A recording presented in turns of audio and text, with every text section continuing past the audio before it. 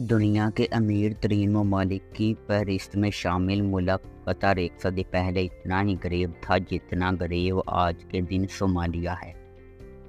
فی کس آمدنی کے لحاظ سے عالمی لسٹ میں چوتھے نمبر پر موجود قطر کے شہری ایک صدی پہلے 2 وقت کی روٹی کو ترس رہے تھے، پھر انہیں مجبوراً ہجرت بھی کرنا پڑی۔ ایک صدی پہلے قطر ماہی گیروں کی ایک چھوٹی سی بستی ہوا کرتا تھا، لیکن پھر تقدیر کا دائرہ ایسا بدلا کہ ملک کے معاملات چلانے کے لیے اپنے گھر تک گروی رکھنے والے قطری شاہی خاندان کا شمار دنیا کے 5 امیر ترین خاندانوں میں ہونے لگا۔ قسمت کا دھنی ملک قطر اتنا امیر کیسے ہوا؟ اس کے پاس آج کتنی دولت ہے اور اس کے شہریوں کو وہ کون سی سہولیات میسر ہیں جو دنیا کے ترقی یافتہ ممالک کے شہریوں کو میسر ہیں؟ آج کے ویڈیو میں ہم آپ کو بتانے والے ہیں۔ السلام علیکم دوستو 18ویں صدی تک تو اس ملک کا نام قطر تھا، جو بعد میں مختصر ہو کر قطر بن گیا۔ یہ مختلف ادوار میں سلطنت ایران، خلافت راشدہ اور بنو امیہ کی سلطنت کا حصہ بھی رہا۔ اس کے بعد 8ویں صدی عیسوی میں یہ ایک اہم تجارتی بحری راستہ بن گیا۔ 1788 تک قطر میں کبھی پرتگالیوں تو کبھی ترکوں کا قبضہ رہا۔ قطر کے حالات اس وجہ سے بھی خراب رہے کہ یہ عثمانیوں، سعودیوں اور مصریوں کے درمیان جنگ کا مرکز بنا رہا۔ بلیک گولڈ یعنی تیل نے قطر کی صرف تقدیر ہی نہیں بدلی بلکہ صنعتی انقلاب لانے میں بھی اہم کردار ادا کیا۔ دنیا نے ترقی کی جو منازل بلیک گولڈ کی دریافت کے بعد طے کی ہیں، اس کی مثال ہزاروں سال کی جدید انسانی تاریخ میں نہیں ملتی۔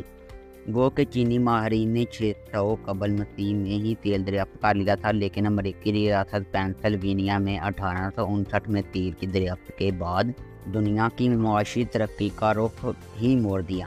خلیجی ممالک میں سب سے پہلے 1938 میں سعودی عرب میں تیل کی دریافت ہوئی۔ قطر کی قسمت 1939 میں جاگی جب اس ملک کے جنوب مغربی علاقے جبل دخان میں تیل دریافت ہو گیا۔ تاہم جنگ عظیم دوم کی وجہ سے تیل کی تلاش تاخیر کا شکار ہوئی اور دوسرا کنواں 1941 میں کھودا گیا۔ جنگ عظیم کے ختم ہونے کے بعد قطر میں تیل کے مزید ذخائر کی دریافت کے لیے سروے بھی کروایا گیا۔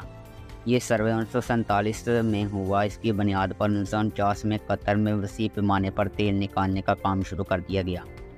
تیل کے بڑے بڑے ذخائر دریافت ہونے لگے اور دیکھتے ہی دیکھتے قطر کی تقدیر بدل گئی۔ تیل کے وسیع ذخائر کی دریافت کا سن کر سرمایہ کاری کرنے کے لیے قطر میں بھاگے چلے آئے۔ ملک میں روزگار کے مواقع بھرنے لگے۔ سرمایہ کاروں کے علاوہ عام لوگوں نے بھی بہتر مستقبل کو دیکھتے ہوئے قطر کی طرف ہجرت شروع کر دی۔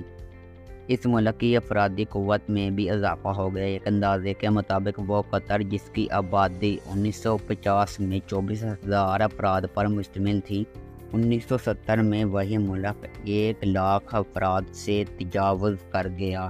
ایسا لگ رہا تھا کہ قسمت قطر پر زیادہ ہی مہربان ہے، کیونکہ 3 ستمبر 1971 کو قطر نے تاج برطانیہ سے آزادی بھی حاصل کر لی۔ اس سے اگلے سال قطر کی قسمت اس وقت مزید کھلی جب 1972 میں قطر کے شمال مشرقی ساحل کے قریب کھدائی کے دوران گیس کے ذخائر دریافت ہوئے۔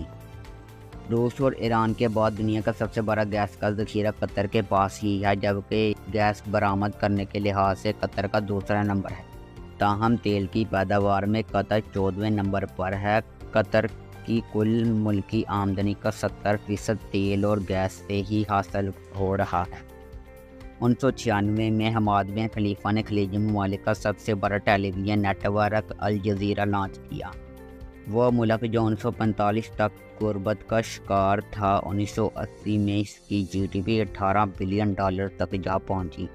2001 میں اس کی جی ڈی پی $55 بلین تک جبکہ ترقی کا پہیہ چلتا رہا اور 2021 میں جی ڈی پی $300 بلین سے تجاوز کر گئی۔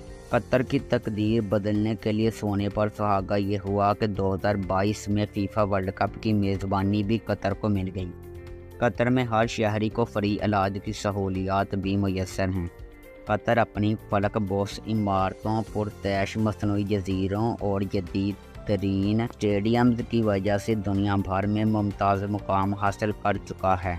دوستو آپ کو قطر کے بارے میں یہ معلومات کیسی لگی؟ کمنٹ میں آگاہ ضرور کیجیے گا، ویڈیو کو لائک اور شیئر کیجیے گا۔